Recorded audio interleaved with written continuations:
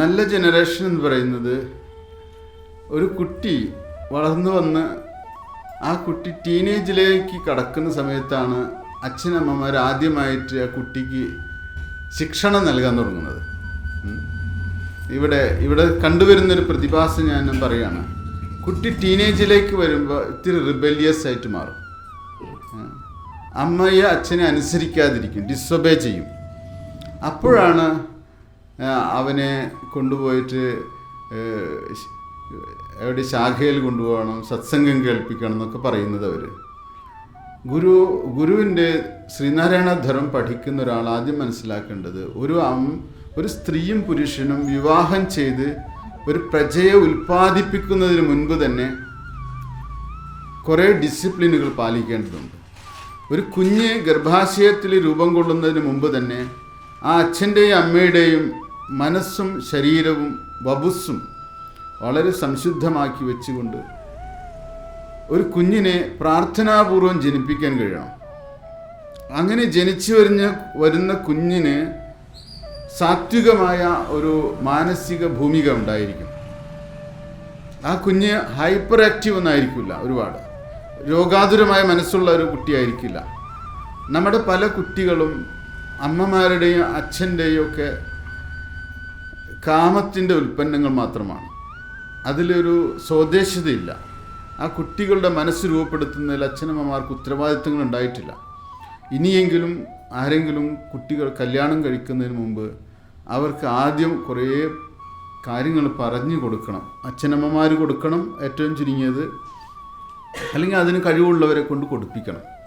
എന്നിട്ട് ഒരു സൃഷ്ടി നടത്താൻ പാടുള്ളൂ. അതിനുശേഷം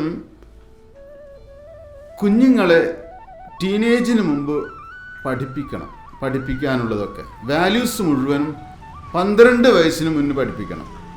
പിന്നെ അവരെ വെറുതെ വിട്ടേക്കണം. ടീനേജിൽ ഒരു കുട്ടിയെ പഠിപ്പിക്കാൻ പോകരുത്. അവർക്ക് മുമ്പ് പഠിച്ച വാല്യൂസ് സ്വയം പ്രവർത്തിച്ചോളും. പിന്നെ കുട്ടികളെ ഇപ്പോൾ നമ്മൾ പലപ്പോഴും നമ്മുടെ കൈവിട്ടു പോകുന്ന ഭയത്തിലാണ് ഉപദേശങ്ങളൊക്കെ ആയിട്ട് ചെല്ലുന്നത് നമ്മൾ. അപ്പോഴേക്കും അച്ഛനും അമ്മയും അവർക്കൊരു മാതൃകയല്ല. ഒരു അച്ഛനും അമ്മയും കുട്ടികൾക്ക് മാതൃകയല്ല.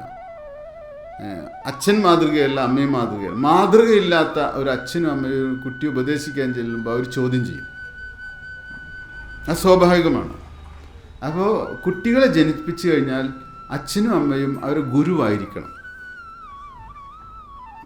ഗുരുസ്ഥാനീയരായിരിക്കണം. ഏറ്റവും ചുരുങ്ങിയത് അവരിൽ നിന്ന് ചില വാല്യൂസ്, ചില മാതൃകകൾ ഈ കുട്ടികൾക്ക് പഠിക്കാൻ കഴിയണം. എൻ്റെ അമ്മ ഇങ്ങനെയാണ്, എൻ്റെ അമ്മയിൽ നിന്നാണ് ഞാൻ ഇതൊക്കെ പഠിച്ചത്, എൻ്റെ അച്ഛനിൽ നിന്നാണ് ഇതൊക്കെ പഠിച്ചത് എന്ന് പറയാൻ അവരെ കൈവശം അവർക്ക് എന്തെങ്കിലും വേണം. ഒരു അസറ്റ് വാല്യൂ വേണം, ഒരു വാല്യൂ സിസ്റ്റം. അപ്പം അങ്ങനെയുള്ള ഒരു ജനതയെ നമ്മൾ സൃഷ്ടിച്ചെടുക്കണം. ചെറുപ്പത്തിൽ തന്നെ വേണത്. അത് ഒരിക്കലും 13-12 വയസ്സ് കഴിഞ്ഞിട്ടൊരു കുട്ടിയെ പഠിപ്പിക്കാൻ പോകരുത്. ഇന്നതാണ്, അത് ചെയ്യണം, ഇത് ചെയ്യണം എന്നൊന്നും. അതിൽ മുന്നേ തന്നെ നിക്ഷേപിക്കണം. അന്ന് നിക്ഷേപിച്ചതാണ്, ഗർഭപാത്രത്തിൽ കിടക്കുമ്പോൾ നിക്ഷേപിച്ചതാണ് അവരുടെ ജീവിതത്തിൻ്റെ വാല്യൂ ആയിട്ട് വരുള്ളൂ. അധ്യാത്മഗ്രന്ഥങ്ങൾ പഠിക്കുകയും പാരായണം ചെയ്യുകയും ചെയ്യണമെന്ന് ശ്രീനാരായണ ഗുരുദേവനും പറഞ്ഞിട്ടുണ്ട്. ഗർഭസ്ഥ ശിശുവായിരിക്കുമ്പോൾ തന്നെ അവർക്ക് അധ്യാത്മഗ്രന്ഥങ്ങൾ പാരായണം ചെയ്തൊക്കെ കേൾപ്പിക്കണം. നല്ല ക്ലാസിക്കൽ സംഗീതം കേൾപ്പിക്കാം, ശാന്തി പകരുന്ന സംഗീതം കേൾപ്പിക്കാം. അമ്മ സന്തോഷവതിയായിട്ടിരിക്കണം എപ്പോഴും. ഒരു ഗർഭിണിയായ സ്ത്രീ എപ്പോഴും സന്തോഷവതിയായിരിക്കണം.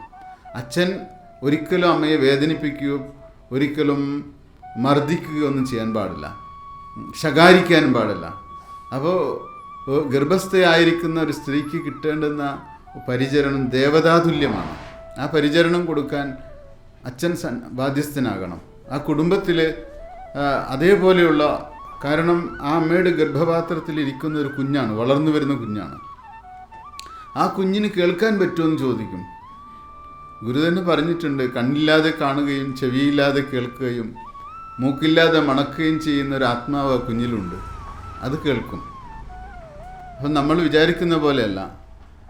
ഗർഭസ്ഥ ശിശു എങ്ങനെ പഠിക്കാമെന്ന് ചോദിക്കും. അതിന് ലാംഗ്വേജ് അറിയോ, ഭാഷ അറിയോ? പക്ഷെ നിങ്ങളുടെ മനോഗതം അതറിയും, ആ കുഞ്ഞറിയും.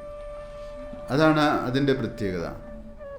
അപ്പോൾ ഇത് ആണ് എന്തായാലും ഭാരതത്തിൽ പലയിടത്തും ചരക സംഹിത, ശുശ്രുത സംഹിത പോലുള്ള കൃതികളിലൊക്കെ ഒരു ഗർഭസ്ഥ ശിശുവിനെ എങ്ങനെ വളർത്തണമെന്നതിനെ കുറിച്ചൊക്കെ ഉള്ള നല്ല വിവരണങ്ങളുണ്ട്.